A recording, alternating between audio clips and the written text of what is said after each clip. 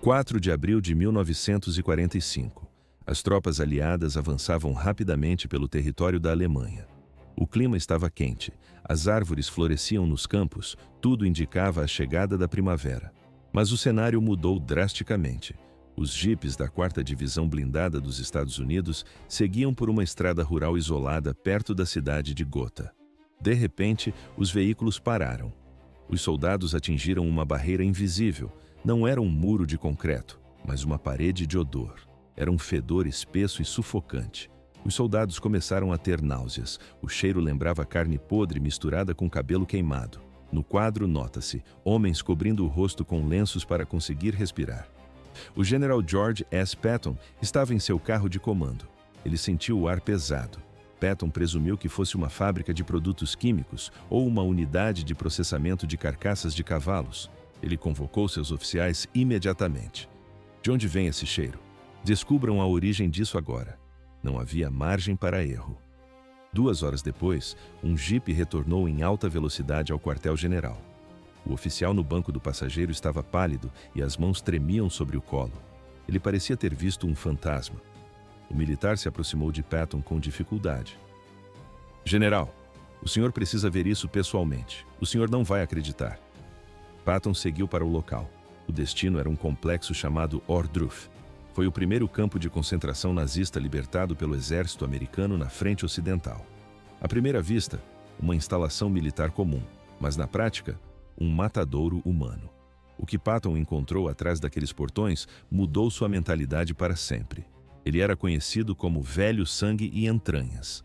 Era o homem que amava a guerra. Ele já havia passado por campos de batalha cobertos por milhares de cadáveres. Nada parecia abalá-lo. Mas a realidade em Ohrdruf foi diferente. Patton caminhou até a parte de trás de um galpão de madeira. Ouve-se apenas o som dos seus passos pesados no cascalho. Ele parou, curvou o corpo e vomitou fisicamente. Depois do mal-estar, veio a fúria. Uma raiva fria e absoluta. Ele não queria apenas libertar os prisioneiros sobreviventes. Ele queria que o mundo inteiro fosse forçado a olhar para aquele horror. Os eventos aceleraram. Patton ordenou que os civis da cidade vizinha fossem levados ao campo para ver os corpos. Ele queria que cada cidadão alemão sentisse o cheiro da morte que eles ignoraram. Assim começou a descoberta dos crimes do Terceiro Reich. 12 de abril de 1945. Patton observava a pequena cidade alemã de Ohrdruf. As ruas eram limpas e os jardins estavam bem cuidados. Pelas janelas, civis alemães olhavam para fora. Eles fingiam que nada estava acontecendo a poucos metros dali. Patton tomou uma decisão drástica. Ele deu uma ordem que ficaria marcada na história militar. Reúnam todos. Tragam o prefeito, a esposa dele, o padeiro e o açougueiro. Por que eles alegavam ignorância? A desculpa era sempre a mesma. Eles diziam que não sabiam de nada. Patton decidiu que eles iriam saber agora. Esta é a história da libertação de Ohrdruf. O dia em que George Patton forçou uma cidade alemã inteira a caminhar pelo inferno sob a mira de fuzis. Um evento que culminou em um suicídio trágico e chocante. Para entender a fúria de Patton, é preciso observar o que ele viu. Ohrdruf não era um campo de extermínio massivo como Auschwitz, era um subcampo de Buchenwald. Mesmo assim, era um cenário de horror absoluto. Os tanques americanos da 4ª Divisão Blindada chegaram a cercas de arame farpado. Os guardas da SS já tinham fugido para as florestas, mas antes da fuga, eles tentaram apagar os rastros. Eles usaram metralhadoras contra os prisioneiros doentes demais para caminhar. Pilharam os corpos dentro de um galpão de madeira. Jogaram cal viva sobre os cadáveres para dissolver a carne e o couro cabeludo. No quadro, o tempo dos nazistas acabou antes do serviço terminar. Quando os soldados americanos cruzaram os portões, encontraram esqueletos vivos. Eram homens usando pijamas listrados. Muitos pesavam entre 27 e 31 quilos. Os olhos pareciam saltar das órbitas em rostos encovados pela fome. Não houve comemoração. Os prisioneiros estavam fracos demais para gritar ou aplaudir. Eles apenas se aproximavam e tocavam nos tanques americanos. No vídeo, nota-se, eles choravam em silêncio enquanto passavam as mãos nas estrelas brancas da blindagem. Queriam ter certeza de que aquilo era real. O general Walton Walker, um dos comandantes mais rígidos de Patton, pegou o rádio. Ele fez um chamado urgente. General, venha imediatamente! Patton não foi sozinho. Ele chegou ao local acompanhado pelos generais Omar Bradley e Dwight Eisenhower. O cheiro de morte impregnava o ar. Não havia mais como esconder a verdade.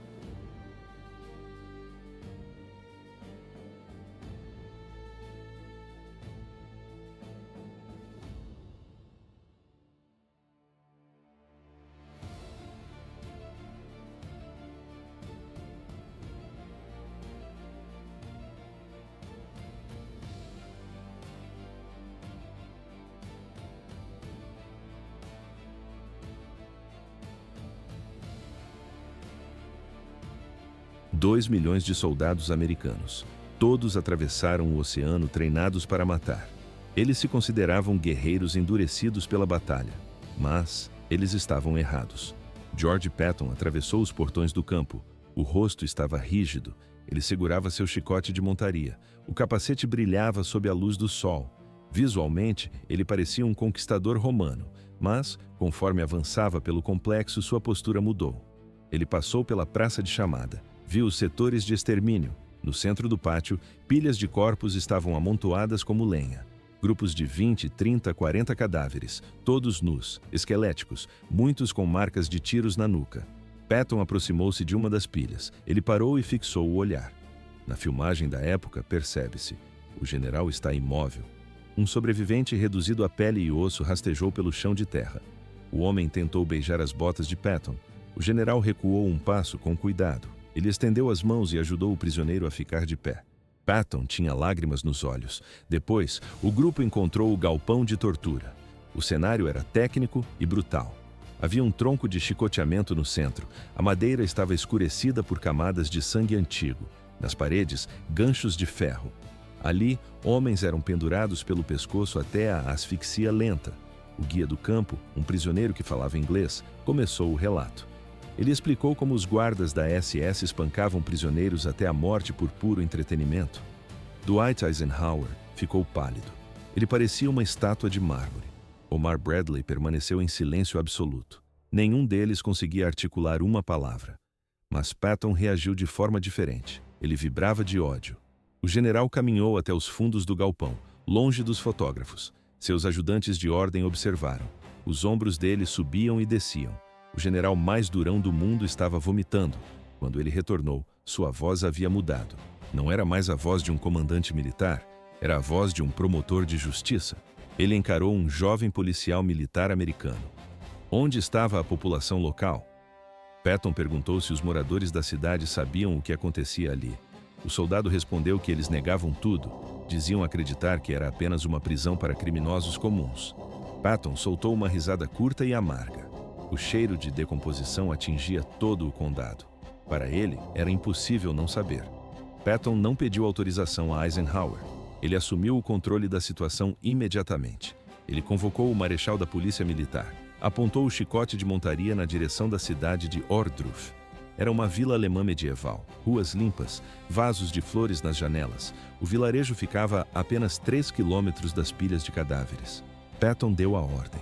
Os soldados deveriam entrar na cidade e capturar o prefeito. Não havia margem para discussão.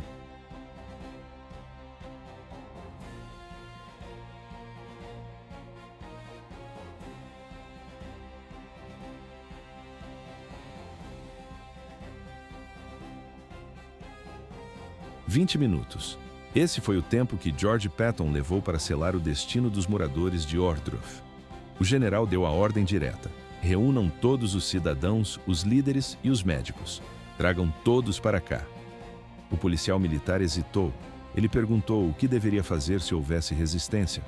Patton não respondeu com palavras. Ele apenas tocou o cabo de marfim de seu revólver. Foi um gesto seco. Ele disse que eles não recusariam. Use caminhões ou baionetas, mas todos farão a ronda neste campo.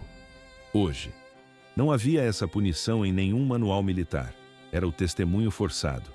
Patton queria destruir a negação sistemática daquelas pessoas. Ele queria esfregar o rosto de cada um na sujeira que eles mesmos apoiaram por anos.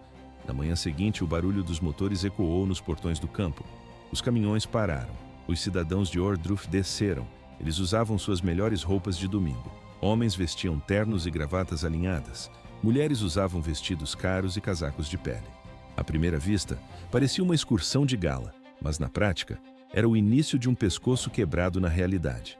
No quadro, nota-se, os alemães parecem irritados. Eles se mostram ofendidos com a situação. Alguns reclamam abertamente do cheiro forte de decomposição. Outros levam lenços perfumados ao nariz. A arrogância ainda estava lá. Eles se consideravam a raça superior. Eles não entendiam por que estavam sendo arrastados para aquele lugar imundo. Patton ordenou que a polícia militar formasse uma linha de cerco. A ordem era marchar através do horror. Ele foi explícito: não deixem ninguém desviar o olhar. Se fecharem os olhos, usem a coronha do fuzil para forçá-los a ver. Façam com que olhem para cada centímetro.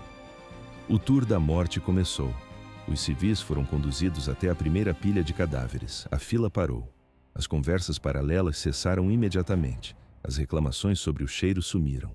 No local, apenas 2 sons eram ouvidos: o vento batendo nas cercas de arame e o zumbido constante das moscas sobre a carne. Eles encararam os corpos esqueléticos. Eram cadáveres que pareciam gravetos cobertos por papel envelhecido. Uma mulher sufocou um grito. Outra desmaiou no chão de terra, mas os guardas a empurraram de volta para a fila. Avante, movam-se. Eles passaram pelo bloco de chicoteamento. Foram levados até os fornos onde os corpos eram reduzidos a cinzas. O grupo foi obrigado a encarar o fundo dos olhos abertos dos mortos. Não havia mais para onde fugir.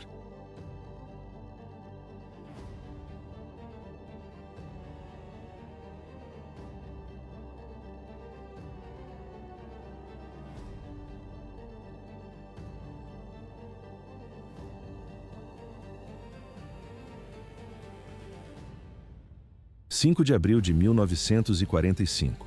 O general George Patton observa a reação dos civis alemães. No início, o choque. Segundos depois, o horror estampado nos rostos. Mas Patton nota algo mais profundo: a culpa. O silêncio é quebrado por soluços. Homens começam a chorar. Mulheres entram em histeria coletiva. No entanto, um grupo permanece estático, olhando fixamente para os próprios sapatos. Eles não estão surpresos. No fundo, eles sempre souberam o que acontecia atrás daqueles muros. Eles apenas escolheram desviar o olhar. Patton caminha em direção ao prefeito de Ohrdruf. O homem treme violentamente. O general sustenta o olhar direto e seco. Ele pergunta: "Você sabia, não sabia?" O prefeito não emite som.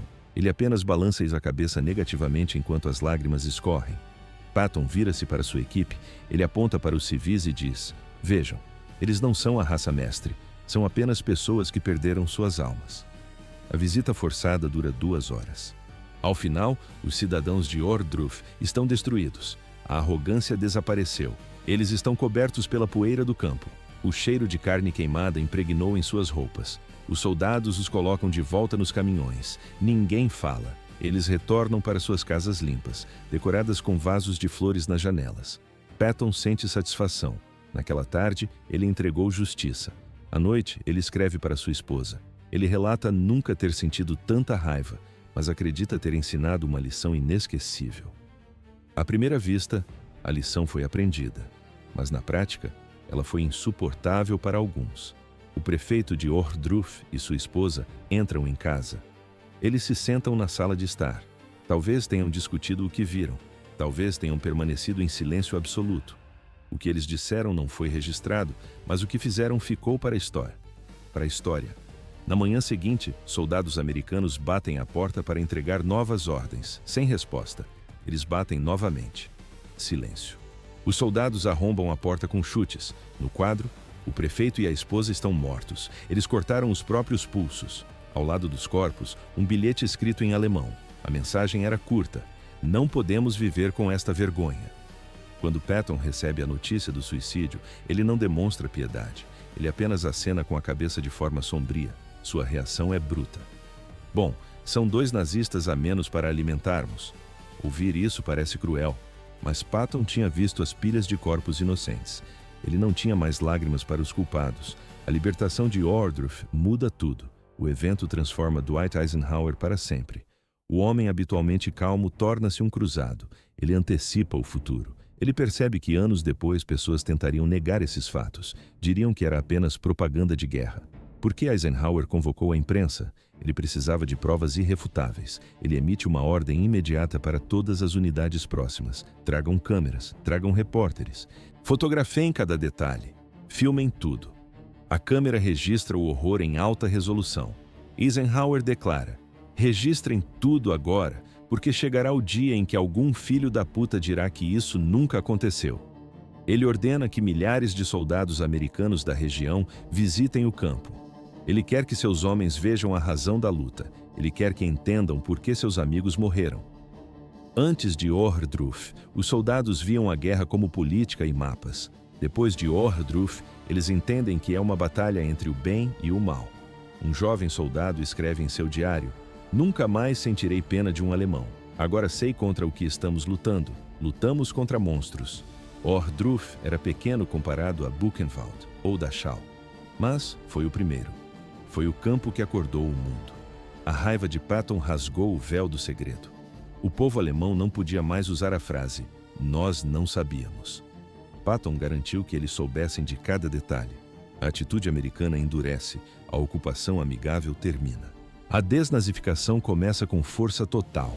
Patton, muitas vezes criticado por ser brando com ex-nazistas no fim da guerra, foi quem expôs seus crimes da forma mais brutal no início. George S. Patton é lembrado pelos tanques e pistolas de marfim. Mas naquele dia de abril, ele não agiu como general. Ele agiu como um ser humano diante do mal puro. Ele não desviou o olhar. Ele agarrou o mal pelo pescoço e forçou o mundo a encará-lo. O prefeito de Ohrdruf não suportou a visão, mas, graças a Patton, o mundo nunca poderá esquecer. O general estava certo. Ainda hoje existem negacionistas. Eisenhower nos avisou sobre eles. Assim termina este capítulo. No próximo episódio, a história de como Patton encontrou os bilhões de Hitler escondidos em uma mina de sal.